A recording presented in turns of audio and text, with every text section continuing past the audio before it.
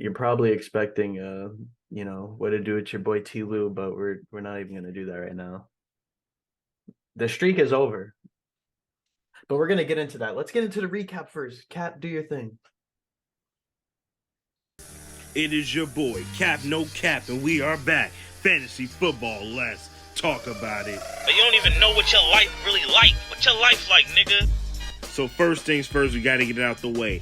After the despicable loss last week, the massage therapy might be back. They are battling for that last spot in the playoffs, and they started off with an annihilation, 149-84 against the Big Trues, behind none other than the godlike beauty from Joe Mixon. Aaron tripping balls has dripped his balls all over the Slim Brady's 117-95, where Tua was able to show out against Brady. Is it so? The Bully Gang has lost their first W against the Bully Van, who won 96-61. They are also battling for that last spot to play that exact Bully Gang in the first round. Tampa Mahomes Burgers are looking like the favorites right now after a 163-102 victory over Make America Great. Patrick Mahomes did what he did, and the New England defense is looking very, very nasty. The voodoo spell has definitely gone at an all-time low, losing to Sponsored by FanDuel 71-70. Jay Herbo has not looked good. The Baltimore defense leads the way for the FanDuel squad. Both of these teams really are just playing for piss poor activity at this point. And in the game of the week, the Bay Punishers are able to defeat Let's Ride. It ended up being a tie, but due to the fact that has a good record and Let's Ride has been riding dick, you know what happens, man. The Punishers win that behind Jalen Hurts and Kenneth Walker 27 apiece, and I'm out. You can come out here and get your ass whooped, and then I'll beat you the fuck up afterwards. How about that? All right, and who is your team of the week? The Tampa Mahomes Burgers. What is that? Like 4 in a row now? 5? Six. I don't even. What they put 160 points. The wagon keeps rolling. Yeah, 163, man. It looks like they stole their way to another victory. And bum of the week. Ironically, the best team in the league. Well, was the best team in the league. Now they're the bum of the week. So I don't know what happened. Josh Allen had the worst game of his life, I'd say, against the Jets, and now he's hurt. So we'll see. We jinxed him. We did like they do when there's the kicker, and they're always like, "Oh, he's 90 for 90 this year," and then he misses the field goal. We jinxed it. But we're gonna cut to the chase. As y'all saw, there's like 30 trades going on, as if the trade deadline was happening. And we're going to do a little review on it. That's what the episode's about. We're not doing no rapid fire predictions. We're just going straight to the point.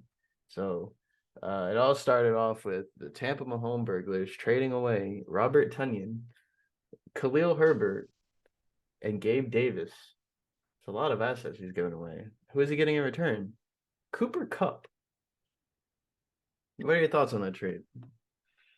It's a solid trade for both sides after thinking about it. If Aaron Rodgers can get going, Tunyon can maybe take some of those receptions, and Gabe Davis. We'll see how Josh Allen recovers, but I think he'll have a pretty decent second half. And then Cooper Kupp, I don't really have to say anything. You already know. This basically completes the super team for Team Mahomes Burglars. It's part two. This is part two, NFL edition, I guess. What would you grade the trade for each team? I would give the Trust. I'd give them a B for this trade, and then for the Mahomes Burglars, I'd give them an A, easily. I respect that. I would agree with that. All right, the next trade we got Russell Wilson. I guess he's not doing Let's Ride anymore. He changed his name to Comeback Season. He's trading away Russell Wilson, Travis Etienne for Jeff Wilson, Antonio Gibson, and Justin Fields. The first domino to fall, as far as because I think the first trade you mentioned happened like the day before, but this is like really where the domino started to fall. slither of trades by Team Let's Ride, or formerly known as. But yeah, this trade was good for both sides in my opinion. I think he's getting depth with Jeff Wilson, who I think he might have a good second half as well. And then Justin Fields, we already know what happened. He had the most rushing yards in NFL history in a game. So we'll see if he builds on it. I think he's trading for potential from what it seems. So I give that a grade for that team. I give it a solid B plus. As far as the Camericas, they get Travis Etienne, who's now just breaking out. And then to add on that, they got Russell Wilson, who he later dropped anyway. I think it's an A just for Travis Etienne. He's gonna break out.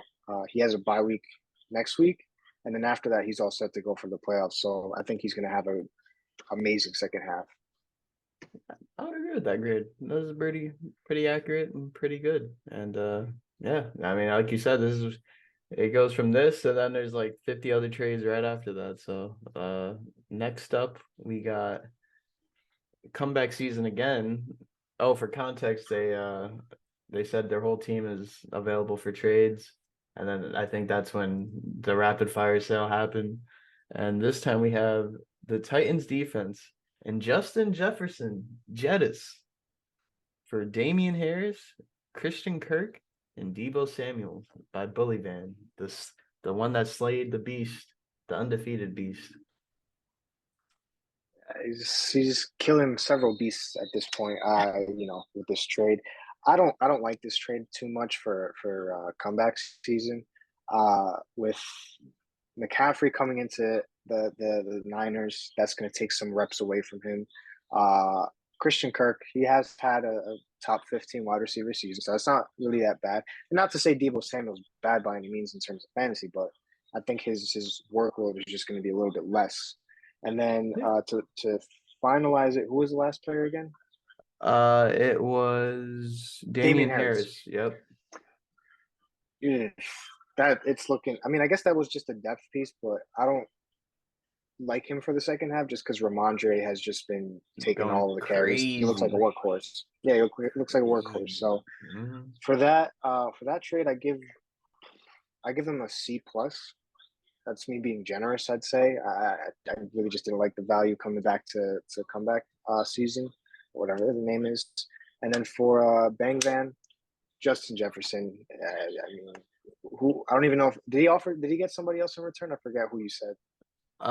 He got the Titans defense. I don't even know why he shouldn't have even gotten anybody else. Like it should have just been a 3-for-1. So just for that, I mean, solid A for me. I would agree. Solid A. I mean, he's Jettis at the end of the day, and he's only going to get better. But I guess comeback season, he's trying to make a comeback, and remember his team name was Redemption, I think, or something like that, or Redemption like tour or something. I don't know. yeah, some shit. But I guess it's part 2 of that. Who knows? Oh Next yeah, up when he won as an 8th seed. Oh yeah, no, that was honestly that was probably the greatest season of all our fantasy years. Fucking Below had his KG 500. moment. Yeah, like it just didn't make any sense at all, but it just happened. Cinderella Anything is story. possible, I guess. Anything's possible. Next up we got Aaron Trippin Balls trading away Michael Pittman for Fast Eddie's Big Trust Jets defense. I can't hate the move from I love the move from Tripping Balls' side of this because that Jets defense, I'm a Jets fan, but like if we're being honest, objective, they are playing like a top 3 defense in the NFL right now. At the very least. I could even say that they might be the best just based off of what I've seen personally. I watch every single game, so yeah, I think they might be in contention for that. But yeah, definitely at least top 3. So that is a great upgrade for Joe. So I give him a B plus because defenses, they do impact the game, but it's not like your Derrick Henrys or anything like that or your Jettas. So it's a solid upgrade. It's gonna solidify the defense part, which it's Oh, It'll help. Trust me. yeah. They're gonna be top 3 the rest of the way. You can book that. Um, and then in return he got Michael Pittman. So big trust. I might have to just give this one like a C plus. I don't know. I don't know what he's gonna do the rest of the way.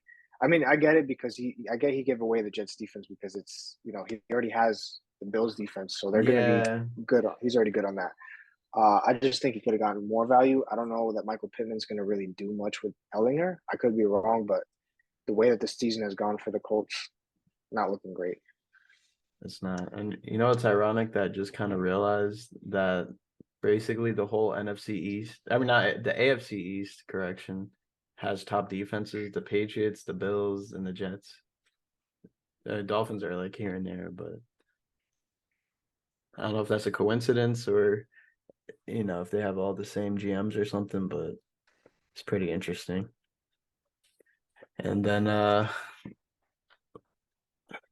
we'll go back to that. We'll save the what's best for last.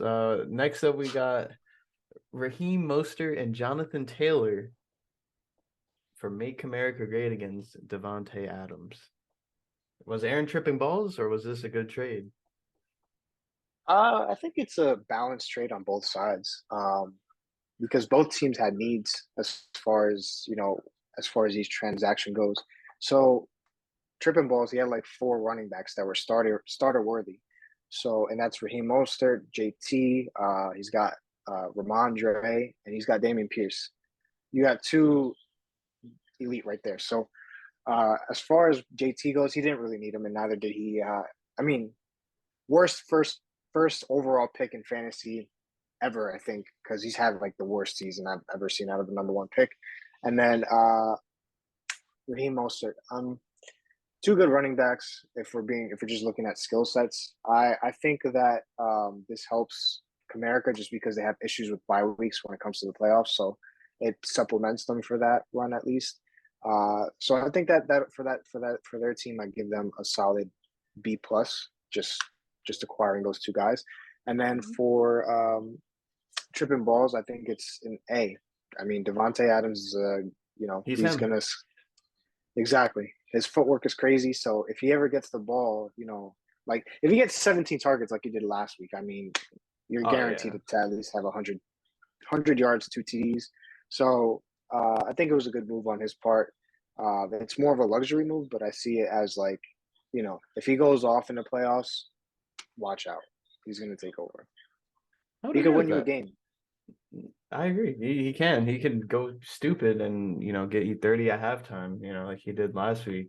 We're not gonna talk about the end of the game, but it's possible. He could easily he could easily do that. So yeah, I think it's a good trade. And JT, I mean, it was the first pick this year, so I still got hope. I mean, at this point you just gotta keep hoping. And I think the schedule probably gets a little easier and maybe they just switch things up and it will be back to at least 12 points a game, which is still better than most. So I got I'll say faith. this.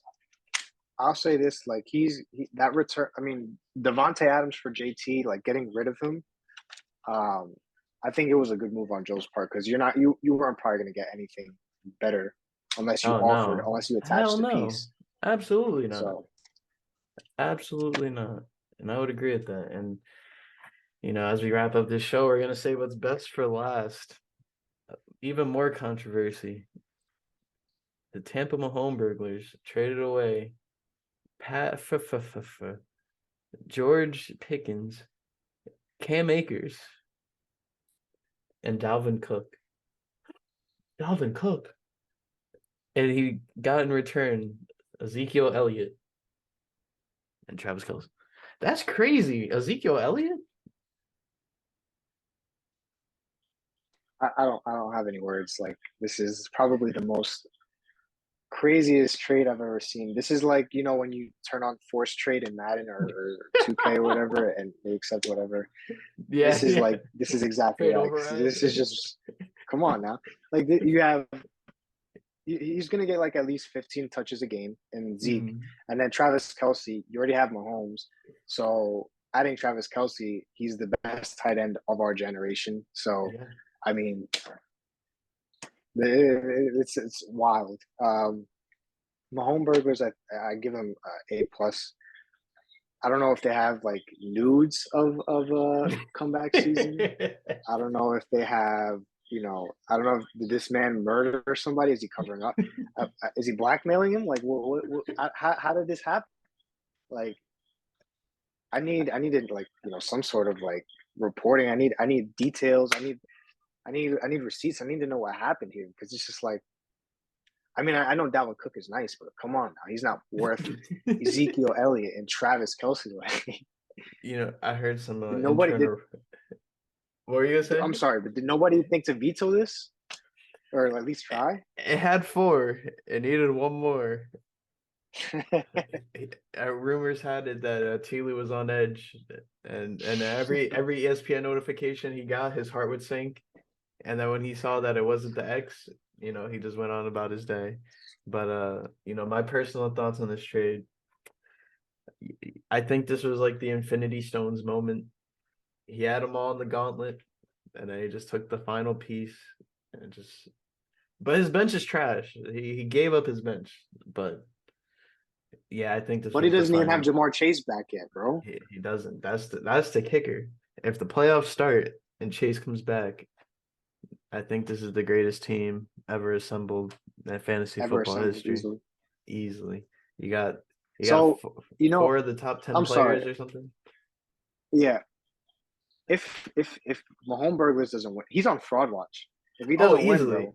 Easily. If he doesn't win, he might as well retire because that's just pitiful. But it's a TLew Smith show and peace easies. See ya. Thanks for having me.